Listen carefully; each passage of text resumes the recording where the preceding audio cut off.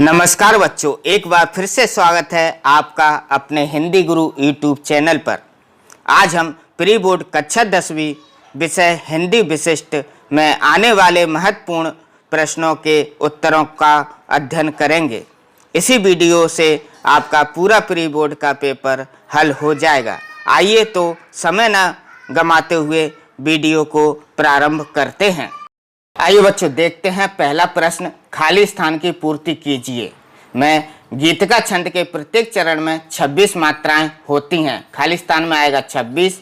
दूसरा खाली स्थान, पथ की पहचान कविता के रचयिता हरिवंश राय बच्चन हैं। खाली स्थान में आएगा हरिवंश राय बच्चन। तीसरा, श्री कृष्ण को हमारे देश के लेखकों ने 16 कला का अवतार माना है। खाली स्थान में आएगा महापुरुष श्री कृष्ण। चौथा, अर्थ की दृष्टि से वाक्य 8 प्रकार के होते हैं। खाली स्थान में आएगा 8। पांचवा, स्वतंत्रता संग्राम के सेनानी पंजाब केसरी लाला लाजपत राय हैं। खाली स्थान में आएगा लाला लाजपत राय। छठवा, सुश्रुत के चिकित्सा ग्रंथ का नाम सुश्रुत संहिता है। खाली स्थान में आएगा सुश्रुत संहिता। सातवां, परीक्षा कहानी के लेखक मुंशी प्रेमचंद जी हैं। खाली स्थान में आएगा मुंशी प्रेमचंद जी। दूसरा प्रश्न है, सही जोड़ी मिलाओ। ये मैंने जोड़ी सही मिलाकर ही दी है, यानी उत्तर दिया है। मैं और मेरा देश कन्हैया लाल मिश्र प्रभाकर सही है। मातृभूमि का मान हरिकृष्ण प्रेमी सही है। बेटियां पावन दुआएं अजहर हाजमी सही है। गेहूं और गुलाब राम वृक्ष बेनीपुरी सही है। नाटक में अनेक अंक होते हैं सही है। महाकाव्य में संपूर्ण जीवन का विवरण होता है सही है। और गांव के कुटीर उद्योगों पर आधुनिकता का गहरा प्रभाव पड़ता है, यह भी सही है। प्रश्न तीसरा, सत्य असत्य लिखिए। पहला है, सूरदास वात्सल्य रस के सम्राट हैं, यह सत्य है। राजा दशरथ के पुत्र बालक राम थे, यह सत्य है। स्वामी रामतीर्थ एक बार जापान गए थे, यह भी सत्य है। निंदक समाज में सम्मान के पात्र होते हैं, यह असत्य है। जहाँ लोक सीमा का उल्लंघन हो उसे अनियुक्ति अलंकार कहते हैं, यह असत्य है। जिससे जीता ना जा सके उसे विजयी कहते हैं, यह भी असत्य है। चौथा प्रश्न है बहुविकल्पीय प्रश्न। पहला, दो वर्णों के मेल को कहते हैं। ऑप्शन है समास, संधि, छंद, अलंकार। इसका सही उत्तर है संधि। दो वर्णों के मेल को संधि कहते हैं। दूसरा प्रश्न, दो शब्दों के मेल को कहते हैं समास, संधि, छंद या अलंकार। इसका सही उत्तर है समास। दो पदों के मेल को समास कहते हैं। तीसरा है, सूरदास के पदों की भाषा है हिंदी, अंग्रेजी, अवधी या ब्रज। इसका सही उत्तर है ब्रज। अगला प्रश्न है, लोक संस्कृति का जन्म हुआ। उसके ऑप्शन है खेतों में, ग्रामों में, कस्बों में या शहरों में। इसका सही उत्तर है ग्रामों में। लोक संस्कृति का जन्म ग्रामों में हुआ। पांचवा, निंदा रस के लेखक हैं। इसके ऑप्शन है हजारी प्रसाद द्विवेदी, हरिशंकर परसाई, जयशंकर प्रसाद और प्रेमचंद। इसका सही उत्तर है हरिशंकर परसाई। निंदा रस के लेखक हरिशंकर परसाई जी हैं। अगला प्रश्न है, श्रृंगार रस का स्थायी भाव है। ऑप्शन है रति, करुण, शोक या क्रोध। इसका सही उत्तर है रति। श्रृंगार रस का स्थायी भाव रति है। अगला प्रश्न है, मीठे फल का आनंद लेने वाला कौन है। इसके ऑप्शन है बहरा, गूंगा, अंधा या अपाहिज। इसका सही उत्तर है गूंगा। मीठे फल का आनंद लेने वाला गूंगा व्यक्ति है। अगला प्रश्न है, एक वाक्य में उत्तर दीजिए। पहला प्रश्न है, सखी प्रातः काल किसके द्वार पर जाती है। इसका उत्तर है सखी प्रातः काल राजा दशरथ के द्वार पर जाती है। दूसरा प्रश्न, भगनी निवेदिता का मूल नाम क्या है। इसका उत्तर है मार्गरेट एलिजाबेथ नोबुल। तीसरा प्रश्न है, सफल राहगीर क्या लेकर आगे बढ़ता है। उत्तर, सफल राहगीर आत्मविश्वास लेकर आगे बढ़ता है। चौथा प्रश्न, गीता शास्त्र के महान उपदेशक कौन हैं। उत्तर, गीता शास्त्र के महान उपदेशक भगवान श्री कृष्ण जी हैं। अगला प्रश्न है, जगन्नाथ का संधि विच्छेद कर उसकी संधि का नाम लिखिए। उत्तर जगद्धन्नाथ बराबर जगन्नाथ, ये व्यंजन संधि है। अगला प्रश्न है, निंदा करने वाला क्या कहलाता है? उत्तर निंदा करने वाला निंदक कहलाता है। प्रश्न अगला, किन्हीं दो महाकाव्य के नाम लिखिए। उत्तर रामचरितमानस और कामायनी दो महाकाव्य हैं। प्रश्न 8वां, बिना विचारे कार्य करने से क्या करना पड़ता है? उत्तर बिना विचारे काम करने से पछताना पड़ता है। 9वां प्रश्न, कोयल को किसके कारण पसंद किया जाता है? उत्तर कोयल को उसकी मीठी वाणी के गुण के कारण पसंद किया जाता है। अगला प्रश्न है, छंद कितने प्रकार के होते हैं? उत्तर छंद 2 प्रकार के होते हैं, बाणिक छंद और मात्रिक छंद। बच्चों, इन्हीं प्रश्नों में से आपका प्री बोर्ड का पूरा पेपर हल हो जाएगा। प्रश्न 6वां, 2 अंक वाले प्रश्न ये मैंने आपको 20 दिए हैं, जिसमें से आपके अधिकतर प्रश्न प्री बोर्ड के पेपर में आ जाएंगे। प्रश्न है पहला, पद में मीठे फल का आनंद लेने वाला कौन है? इसका उत्तर है, पद में मीठे फल का आनंद लेने वाला गूंगा व्यक्ति है। प्रश्न दूसरा, तुलसीदास जी के मन मंदिर में सदैव कौन विहार करता रहता है? उत्तर तुलसीदास जी के मन मंदिर में अयोध्या नरेश राजा दशरथ के चारों पुत्र विहार करते रहते हैं। प्रश्न तीसरा, कृष्ण द्वैपायन को देश किस नाम से जानता है? उत्तर कृष्ण द्वैपायन को देश महर्षि वेद व्यास के नाम से जानता है। प्रश्न है चौथा, गोपाल के कुंडलों की आकृति कैसी है? उत्तर गोपाल के कुंडलों की आकृति मछली जैसी है। प्रश्न 5वां, कवि ने बादलों को कहाँ घिरते देखा है? उत्तर कवि ने मानसरोवर झील के समीप हिमालय की ऊंची चोटियों पर बादलों को घिरते हुए देखा है। प्रश्न 6वां, भारतीय साहित्य का एक बड़ा भाग किस चरित्र से अनुप्रमाणित है? उत्तर भारतीय साहित्य का एक बड़ा भाग कृष्ण चरित्र से अनुप्रमाणित है। प्रश्न 7वां, कवि नागार्जुन ने हिमालय की झीलों में किसको तैरते हुए देखा है? उत्तर कवि नागार्जुन ने हिमालय की झीलों में हंसों को तैरते हुए देखा है। प्रश्न 8वां, कवि के अनुसार व्यक्ति को किस रास्ते पर चलना चाहिए? उत्तर कवि के अनुसार व्यक्ति को उसी रास्ते पर चलना चाहिए जिसको उसने अच्छी तरह से समझ और देख लिया हो। प्रश्न क्रमांक 9, आसमान में किस तरह के बादल उड़ रहे हैं? उत्तर आसमान में झीने झीने कजरारे एवं चंचल बादल उड़ रहे थे। प्रश्न क्रमांक 10, किसान की गाड़ी कहाँ फंस गई थी? उत्तर किसान की अनाज से भरी हुई गाड़ी नाले में फंस गई थी। प्रश्न 11, गाड़ी पर किसान के भेष में कौन था? उत्तर गाड़ी पर किसान के भेष में स्वयं सरदार सुजान सिंह थे। प्रश्न 12, कवि ने बेटियों को गौरव गाथाएं क्यों कहा है, स्पष्ट कीजिए। उत्तर कवि ने बेटियों को गौरव गाथाएं इसलिए कहा है क्योंकि बेटियां संसार में ईश्वर के वरदान के समान हैं। प्रश्न 13, गेहूं और गुलाब से मानव को क्या प्राप्त होता है? उत्तर गेहूं से मानव के शरीर की पुष्टि होती है और गुलाब से मानव के मानस की तृप्ति होती है। यानी गुलाब से मानव के मस्तिष्क और मन की तृप्ति होती है। प्रश्न क्रमांक 14, मनुष्य पशु से किस प्रकार भिन्न है? उत्तर मनुष्य के शरीर में पेट का स्थान नीचे है और हृदय तथा मस्तिष्क का ऊपर है।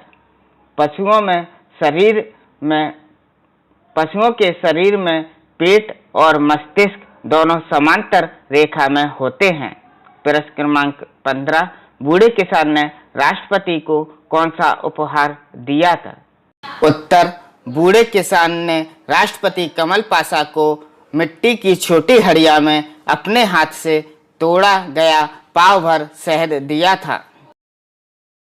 प्रश्न 16, तेजस्वी पुरुष लाला लाजपत राय की 2 विशेषताएं कौन कौन सी थीं?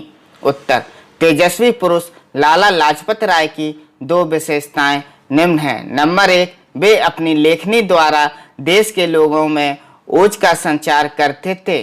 दूसरी है, वे जन सभाओं में अपनी तेजस्वी वाणी द्वारा लोगों में उत्साह का संचार किया करते थे। प्रश्न 17, मन कितने प्रकार से उत्तेजित होता है? उत्तर, मन 2 प्रकार से उत्तेजित होता है, बाह्य विषयों से तथा अंदर की वासनाओं से। प्रश्न 18, गीता में पर का अर्थ क्या है? उत्तर, गीता में पर का अर्थ परमात्मा से है। प्रश्न क्रमांक 19, काव्य और महाकाव्य में अंतर लिखिए। उत्तर, महाकाव्य में नायक के संपूर्ण जीवन का वर्णन होता है, परंतु खंड काव्य में एक खंड का वर्णन किया जाता है। प्रश्न क्रमांक 20, रियासत देवगढ़ में आए हुए उम्मीदवारों ने कौन सा खेल खेलने की योजना बनाई? उत्तर, रियासत देवगढ़ में आए हुए उम्मीदवारों ने हॉकी का खेल खेलने की योजना बनाई। आइए बच्चों, अब देखते हैं अन्य महत्वपूर्ण प्रश्न जो प्री बोर्ड परीक्षा में 3 नंबर या 4 नंबर में पूछे जाते हैं। देखें प्रश्न क्रमांक 1, श्री कृष्ण हस्तिनापुर क्यों गए? हस्तिनापुर जाकर कृष्ण ने क्या किया? उत्तर, श्री कृष्ण और बलराम कुरुक्षेत्र में स्नान के लिए गए थे। संयोग से कुंती भी पांडवों के संग आई हुई थी। वहां कृष्ण और पांडवों के बीच घनिष्ठ संबंध का सूत्रपात हुआ। प्रश्न क्रमांक 2, यक्ष ने संसार के सबसे बड़े आश्चर्य संबंधी प्रश्न पर युधिष्ठिर ने क्या उत्तर दिया? उत्तर, यक्ष के संसार के सबसे बड़े आश्चर्य संबंधी प्रश्न पर युधिष्ठिर ने उत्तर दिया कि प्रतिदिन आंखों के समक्ष न जाने कितने प्राणियों को मौत के मुंह में जाते देखकर भी बचे हुए प्राणी इस बात की इच्छा रखते हैं कि हम अमर रहें। यह कितने आश्चर्य की बात है।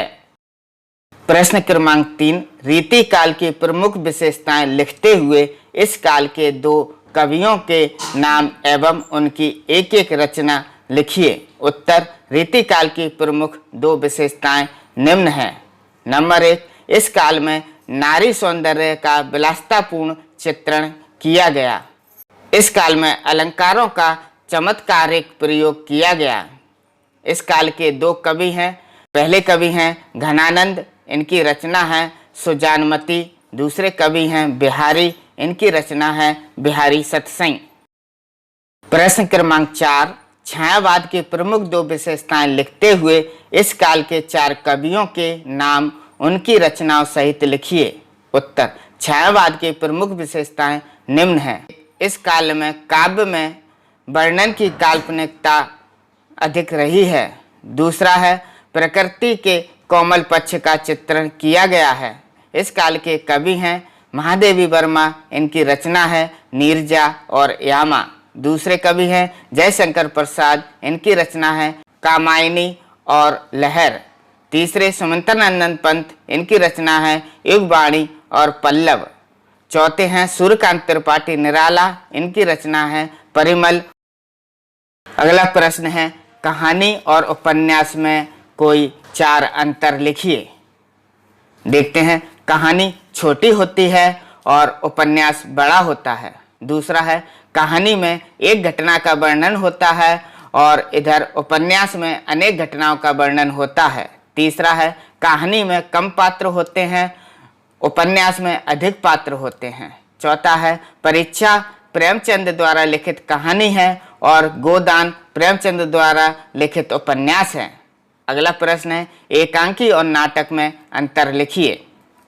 एकांकी का पहला अंतर है, पहला, एकांकी में एक ही अंक होता है और नाटक में अनेक अंक होते हैं। दूसरा, एकांकी कथा वस्तु संक्षिप्त होती है और नाटक की कथा वस्तु विस्तृत होती है।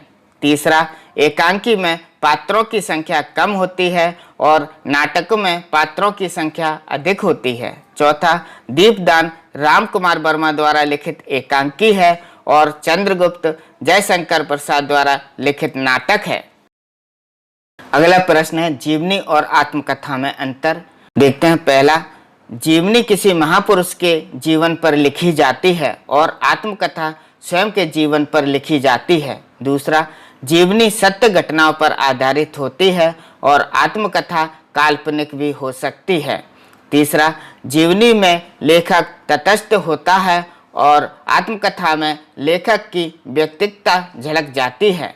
चौथा, जीवनी प्रेरणादायक होती है और आत्मकथा से प्रेरणा प्राप्त हो यह आवश्यक नहीं है। अगला प्रश्न है, रेखा चित्र और संस्मरण में अंतर लिखिए।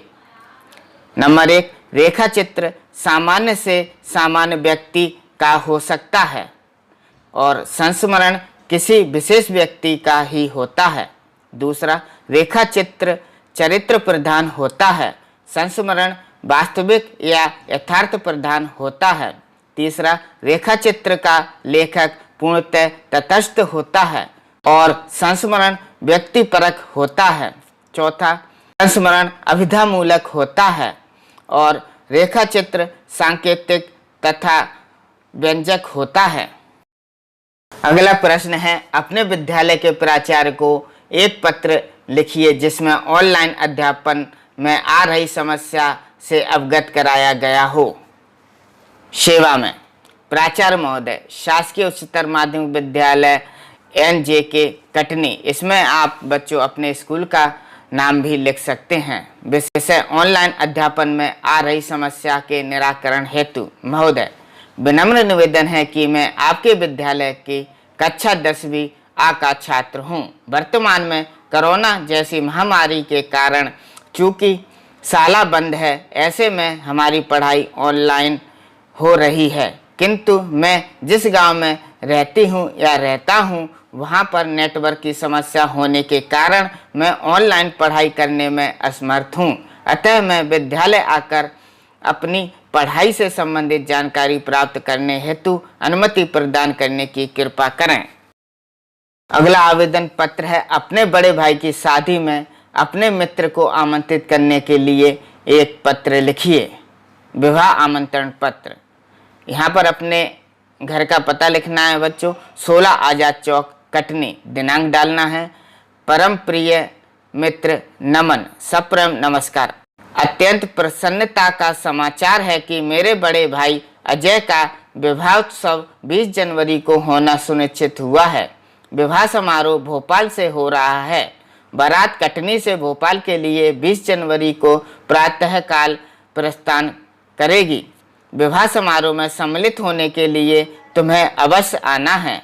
पिताजी तथा माताजी ने तुम्हारे आने के लिए जोर देकर कहा है। तुम 19 जनवरी 2021 को आ जाना ताकि आराम कर सकोगे।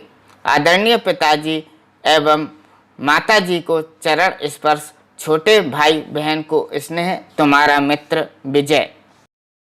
बच्चों, प्री बोर्ड पेपर में 2 लेखक परिचय लिखने को आएंगे, तो इसमें मैंने 2 लेखक परिचय दिए हैं। उनमें से एक लेखक परिचय अवश्य ही आपके पेपर में आ जाएगा, ऐसी मैं कामना करता हूं।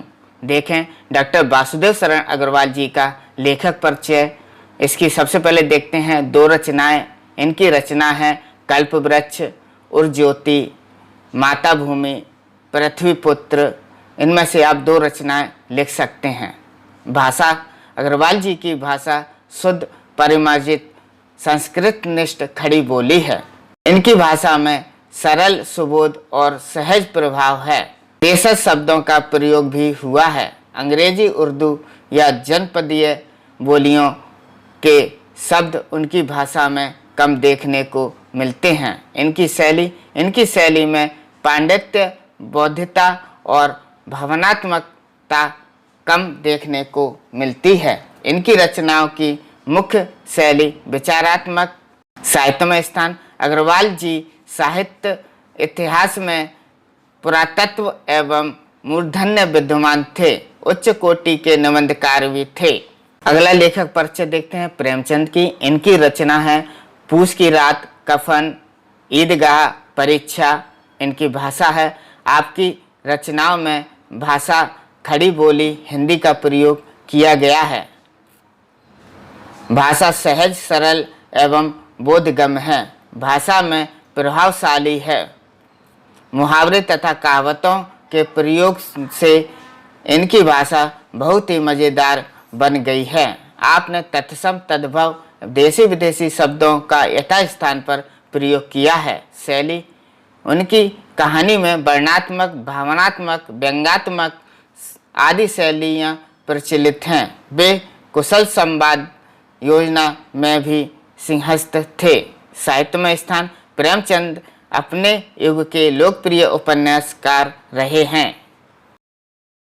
बच्चों, मैंने महत्वपूर्ण प्रश्नों में 2 कवियों का जीवन परिचय दिया है, जिसमें पहले हैं सूरदास और दूसरे हैं तुलसीदास। सबसे पहले देखते हैं सूरदास का जीवन परिचय। इनकी 2 रचनाएं हैं सूरसागर, सूरसारावली और साहित्य लहरी। इनका भाव पक्ष है। सूरदास ने अपने काव्य में ब्रज भाषा का प्रयोग किया है। भाषा साहित्यिक होते हुए भी बोलचाल में बहुत ही निकट है। सूर की भाषा एवं प्रसाद एवं माधुर्य गुण की प्रधानता है। सूरदास के काव्य में उपमा, उत्प्रेक्षा और रूपक अलंकार का प्रयोग किया गया है। साहित्य में स्थान: सूरदास साहित्य जगत के सूर्य हैं। दूसरे हैं तुलसीदास। इनकी रचना है रामचरितमानस, दोहावली, कवितावली, विनय पत्रिका आदि। आप राम के अनन्य भक्त हैं। आपके काव्य में सामान्यवादी दार्शनिकता है। आप रस सिद्ध कवि हैं। कलापक्ष: तुलसी ने अपने समय में प्रचलित अवधी और ब्रज भाषा को अपनाया है। यद्यपि उन्होंने संस्कृत शब्दों का प्रचुरता से प्रयोग किया है। अलंकारों एवं रसों का भी आपने अपनी कविता में प्रयोग किया है। साहित्य में स्थान: तुलसी ने अपनी अप्रतिम काव्य प्रतिभा से साहित्य का गौरव बढ़ाया है।